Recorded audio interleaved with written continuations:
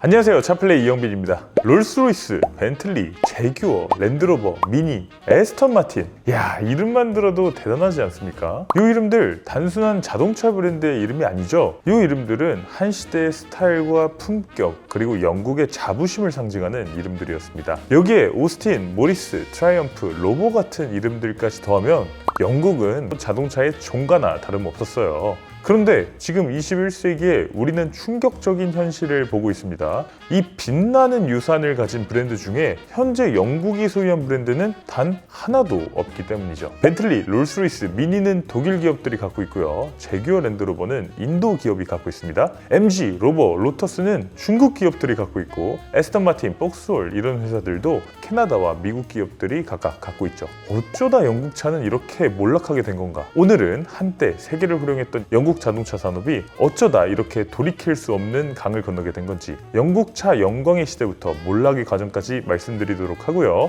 여기서 우리가 얻어야 될 교훈은 없는지도 한번 알아보도록 하겠습니다.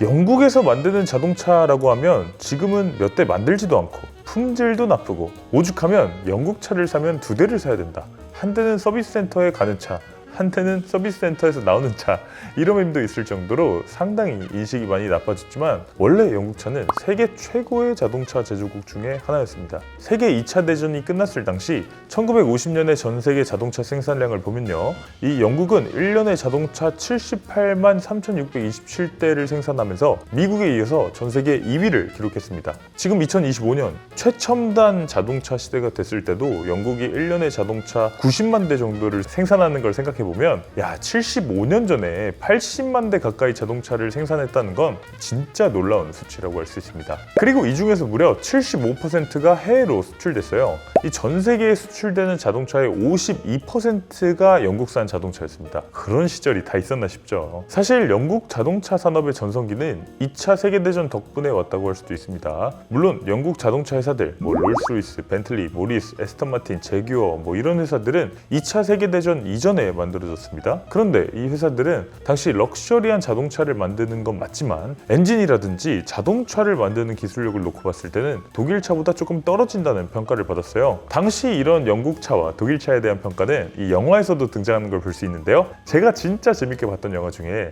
이 패터네스 감독의 2012년작 인투 더 화이트, 우리나라 말로 이 대공습이라는 영화에서 보면 영국 공군 조종사들이랑 독일 공군 조종사들이 이 노르웨이에서 공중전을 하다가 둘 다 추락해서 오두막에 함께 들어가게 되는 그런 장면이 나옵니다. 그래서 거기서 처음에는 막 서로 위협하고 대치를 하다가 결국에는 이 조금씩 생존을 위해서 서로 친해지게 되죠. 그때 그 친해지는 과정에서 각자 영국과 독일의 장점을 막 얘기하는데, 이 독일 조종사들은 메르세데스 벤츠가 엔지니어링, 속도 측면에서 최고다 이렇게 막 자랑을 하고요. 반대로 영국 조종사들은 롤스로이스가 품격에서 최고다 이렇게 자랑을 하죠. 그런데 저는 이때 영화를 보면서 웃겼던 게, 아니 뭐야, 품격만 높고 엔지니어링은 별거 없다 이렇게 인정한 거 아니야? 이렇게 생각이 돼서 좀 웃기긴 했는데, 이 자동차 좋아하는 입장에서 그 부분을 굉장히 재밌게 봤던 기억이 있습니다. 그런데 이 2차 세계대전이 끝나면서 영국 차는 결정적인 기회를 얻게 됩니다. 이 자동차 경쟁국들이 몰락해버렸기 때문이죠. 이 독일하고 프랑스는 실제로 이 국토가 전쟁터였잖아요. 그러다 보니까 이 산업 기반 전체가 완전히 초토화가 됐고요. 영국은 상대적으로 이 두 나라에 비해서 거의 피해를 받지 않았습니다. 그러다 보니까 2차 세계대전이 끝났을 때 영국만 빠르게 자동차 생산을 재개를 할 수 있었고요. 이 독일하고 프랑스가 차를 못 만들고 있는 요 공백을 빠르게 영국이 파고들어서 전 세계 자동차 시장에 52% 수출을 할 수 있었던 겁니다. 당시 영국 차의 성공 요인은 크게 두 가지였습니다.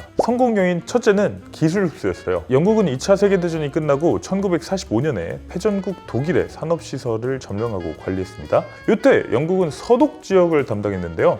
이 서독 지역을 보면 이 BMW의 미넨이라든지 메르세데스 벤츠의 슈투트가르트, 폭스바겐의 볼프스부르크가 이 서독 지역에 다 있었어요. 그러다 보니까 영국은, 아니 우리 영국 자동차 산업이 이 전쟁 중에 항공기를 생산하느라고 차량 개발이 올 스톱돼 있었는데, 마침 우리가 관리하는 지역에 독일차 회사들이 다 있네, 여기서 기술을 싹 가져오면 되겠네 라고 영국답게 생각을 하게 됩니다. 실제로 당시 영국 항공기 제조사 이 BAC 같은 경우는 이 전쟁이 끝나고 전후에 자동차 사업으로 확장을 생산을 계획하고 있었는데 이 BAC는 자동차는 만들어 본 적이 없으니까 야 이걸 어떻게 해야 되나 하다가 1945년에 군대를 데리고 BMW 미넨 공장에 들어가서 BMW의 엔진 설계도 그리고 기술 자료를 가지고 나오게 됩니다. 그래서 BMW 엔진과 셰시 거기에 이 디자인까지 BMW의 키드니 그릴을 만든 프리츠 피들러라는 디자이너를 고용해서 차 디자인을 하게 됩니다. 그래서 나온 차가 브리스톨 400 시리즈라는 차인데요. 이렇게 생겼습니다. 와 지금 봐도 진짜 우아한 디자인이죠. 그러다 보니까 당시 이 차는 이 럭셔리 스포츠카로 자리를 잡으면서 영국 상류층이라든지 이 유명인사들에게 상당한 인기를 끌게 됩니다. 이런 식으로 이 독일차의 기술을 아예 빼오는 경우도 있었고요. 이 공장 운영 노하우를 통째로 가져오는 경우도 있었습니다. 이 전쟁 때 군수품을 만들던 폭스바겐 공장, 요거를 해체하지 않고 이 폭스바겐 공장의 포드식 조립 라인이라든지 저비용 대량 생산 기술을 관리하고 배워서 영국 자동차 공장에 그런 생산 노하우를 적용하기도 했죠. 근데 영국차의 성공 요인 둘째는 디자인 독창성이었습니다. 당시 영국차들은 세계 최대 시장인 미국 시장에서 아주 큰 인기를 누렸습니다. 왜냐면 당시 미국에서 팔던 미국 차들을 보면 뭐 링컨 컨티넨탈, 뷰익 로드마스터, 포드 페어레인 이런 차들이었어요. 실용적인 차들이기는 한데 당시 기준으로는 뭐 디자인이 다 비슷하고 투박한 디자인이었습니다. 지금 보면 예쁘긴 하죠. 반면 당시 영국이 수출했던 차들을 보면 지금까지도 세상에서 가장 아름다운 차로 손꼽히는 제규어 E-타입 아니면 MG의 로드스터, MGB, 트라이엄프의 TR 시리즈 야 디자인을 놓고 봤을 때 이거는 미국 차랑 경쟁이 안 될 정도로 영국 차가 훨씬 더 럭셔리하고 세련된 느낌을 줬던 겁니다. 그러다 보니까 영국 차는 이 전후 베이비붐 세대 미국인들의 마음을 사로잡았고요. 실제로 엄청난 양이 수출되면서 막대한 외화를 벌어들이게 됐죠. 영국 차 최고의 전성기였던 겁니다. 그런데 영국 차의 영광은 오래가지 못했습니다.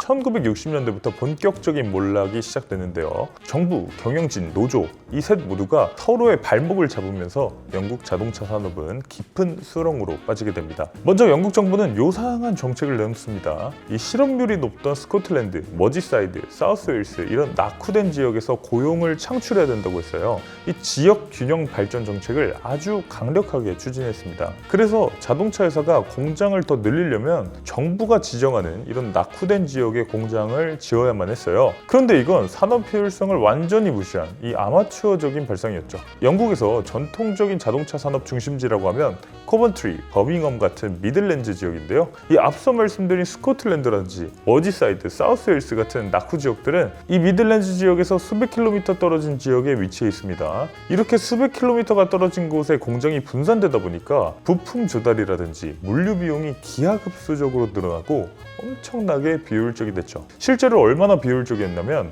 당시 힐만 인프라는 자동차, 영국 정부의 정책에 따라서 스코틀랜드에서 생산을 했습니다. 그런데 이 차가 만들어지는 과정을 보면 엔진, 변속기, 주물은 스코틀랜드에서 만들어서 이걸 수백 킬로미터 떨어진 코번트리 공장에 보내서 가공을 하고 이걸 다시 스코틀랜드로 가져와서 조립하는 식으로 자동차를 만들었어요. 이 완전히 비효율의 끝판왕으로 자동차를 만든 거죠. 당시 독일 폭스바겐은 볼프스부르크, 일본 토요타는 토요타시의 모든 생산 거점을 집중시키면서 이 규모의 경제를 만들고 그 원가를 낮추고 있었는데 영국은 정부 주도로 스스로 경쟁력을 갉아먹고 있었던 겁니다. 당시 대량 생산을 가장 잘하던 대량 생산의 대명사 포드는 한 공장에서 자동차 50만 대를 찍어낼 때 영국 BMC는 12개의 공장에서 다 합쳐서 32만 대를 생산했습니다. 그러니까 한 공장당 2만 7천 대 정도밖에 생산을 하지 못한 거예요. 이거는 다른 나라들하고 도저히 경쟁이 될 수가 없었죠. 기업 경영진도 마찬가지였습니다. 당시 전 세계 자동차 업계 경영인들은 세대 교체가 이루어지고 있었어요. 이 미국 같은 경우는 데이터에 기반한 전문 경영인 체제로 바꾸고 있었고요.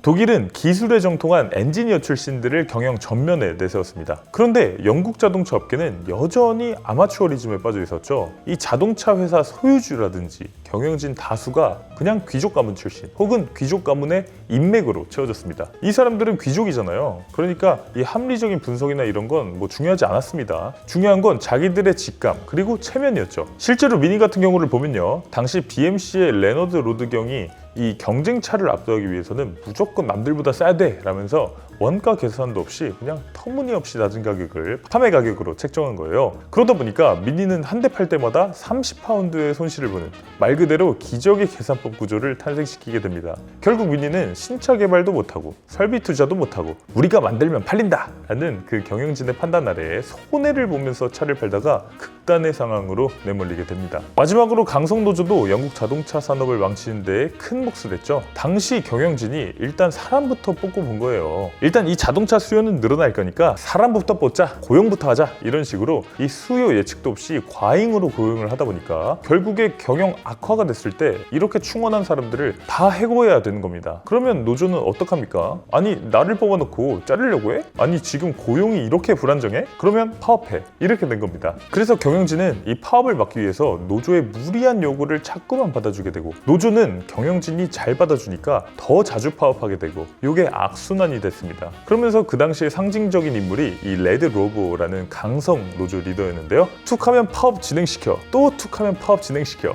이런 걸 하던 걸로 유명한 인물이었습니다. 그러다 보니까 당시 1978년에서 1979년 사이에 영국 전국적으로 일어난 파업만 세봐도 수천 건에 달하게 되고요. 이렇게 파업이나 태업이 잦아지다 보니까 생산 라인이 돌다가 멈췄다가 하면서 끊기게 됩니다. 그러면서 이때부터 영국차의 품질이 나락으로 떨어지게 됐죠. 당시 월요일에 만든 차랑 금요일에 만든 차는 사지 말라는 그런 조롱이 유행할 정도로 이 차가 출고될 때부터 부품이 빠져 있거나, 영국에 비 많이 오잖아요. 근데 비가 오면 차에 비가 새는 일이 그냥 다반사가 됐고요. 한때 선망의 대상이었던 영국차는 고장이 잦은 예쁜 쓰레기라는 오명을 얻으면서 내수, 수출 시장 모두에서 완전히 신뢰를 잃어버리게 됩니다. 영국차가 나락으로 떨어지다 못해서 완전히 붕괴되기 직전에 영국 정부는 마지막 카드를 꺼내들게 됩니다. 오스틴, 모리스, 제규어, 로버, 트라이엄프, 이 수많은 브랜드를 강제로 합병해서 브리티시 레인랜드, BLMC라는 거대 공룡을 탄생시키게 된 거죠. 그런데 이 브랜드들이 물리적으로 일단 합병을 하라니까 합병을 하긴 했는데 아무 전략도 없이 합병만 해서 이 각각의 브랜드가 서로의 시장을 갉아먹는 자기 잠식이 벌어지게 됐습니다. 그러니까 우리가 아는 합병이라는 건 현대가 기아를 합병한다거나 아니면 스텔란티스처럼 FCA와 PSA가 합병한다거나 이런 거잖아요. 개발하는 데 돈이 많은 엔진이라든지 플랫폼 이런 건 좀 공유를 하면서 브랜드의 방향성이나 디자인이나 차종이나 이런 것들은 브랜드마다 각자 알아서 개발을 하는 거죠. 그래서 각각의 브랜드가 각각의 브랜드로 살아남을 수 있게 하는 게 이 자동차에서 합병의 핵심인데, BLMC는 그게 아니었습니다. 그냥 기존의 비효율적인 생산 라인, 부품, 엔진 이런 것들은 그대로 유지하면서 BLMC라는 이름 아래에 물리적으로 합병만 했어요. 그러니까 시너지는커녕 오히려 브랜드들끼리 갈등과 비효율만 증폭됐습니다. 왜냐면 이 브랜드들이 각자 다 다른 귀족 가문이기 때문에 이 귀족 가문끼리 오히려 이 자존심 싸움을 하게 되고 갈등하게 되고 이 비효율만 오히려 더 증폭되게 됐습니다. 그러면서 이 당시에 나온 차가 오스틴 알레그로, 이렇게 생긴 자동차인데요. 디자인, 성능, 품질 모든 면에서 실패한 진짜 BLMC의 총체적 난국을 상징하는 그런 자동차였죠. 결국 영국 정부는 수십억 파운드의 세금을 쏟아부으면서 BLMC를 국유화했는데요. 돈 먹는 하마를 떠하는 꼴이었죠. 결국 1980년대에 마거릿 대처 정부가 들어서면서 비효율적인 국영기업 해체를 시대적인 과제로 보고 BLMC의 해체가 시작됐습니다. 1984년 제규어가 포드에 매각됐고요. 1994년에는 랜드로버, 로버, 미니, MG를 갖고 있던 이 로버 그룹 전체가 BMW에 넘어갑니다. BMW는 이 로버 그룹을 인수해서 여기서 수익성이 있다고 판단되는 미니만 남기고, 그리고 랜드로버에서는 X5를 만들 수 있는 이 SUV 개발 기술만 쏙 빼먹은 다음에 포드에다가 나머지를 매각해버렸고요. MG, 로버는 영국 컨소시엄에 다시 매각해버렸다가 결국 얘네가 파산해서 최종적으로 지금은 중국 상하이차로 회사가 넘어가게 됐습니다. 결국 이렇게 영국의 자동차 산업은 조각 다 해체가 돼서 전 세계로 뿔뿔이 흩어졌습니다. 영국 자동차 산업의 몰락은 어떤 한 사람이나 집단의 잘못이 아니었습니다. 정부의 잘못된 게 기업 경영진의 무능, 노조의 이기심이라는 이 세 가지가 아주 묘한 삼위일체가 되면서 걷잡을 수 없이 몰락을 하게 된 거죠. 영국차의 전성기라고 불렸던 시대조차 이 프랑스, 독일 같은 자동차 경쟁국들이 망해서 생겼던 반짝 호황이었을 뿐 산업의 근본 체력 자체가 허약했다는 것이 지금 역사의 평가입니다. 영국 자동차 자동차의 흥망성쇠를 보면 사실 남일 같지가 않습니다. 우리나라도 지금 노란봉투법 같은 것들을 국회에서 통과시키겠다고 하고 있잖아요. 이 노란봉투법의 내용을 보면 노조의 노동쟁의에 대한 기업의 손해배상 청구를 상당 부분 제한한다라는 내용이 담겨 있는데, 그러면 감당할 수 없는 파업들이 더 자주 일어나게 되진 않을까. 이 영국 자동차 산업이 몰락할 때 그랬던 것처럼 수많은 파업으로 이 품질이 나락에 떨어져서 내수, 수출 모두에서 이 한국차에 대한 신뢰도가 바닥으로 추락하진 않을까 하는 걱정이 들기도 합니다. 산업의 경쟁력이란 기술력, 자본, 노사관계, 정부 정책이 모두 다 유기적으로 조화를 이뤄야 된다는 생각이 듭니다. 어느 한쪽의 힘이 너무 강해져서는 안 되겠죠. 모두의 힘의 균형이 잘 맞춰져서 우리나라 자동차 산업이 지금보다 더 세계적으로 인정받기를 바랄 뿐입니다. 오늘 참플레이는 여기서 인사드리겠습니다. 이영빈이었습니다. 감사합니다.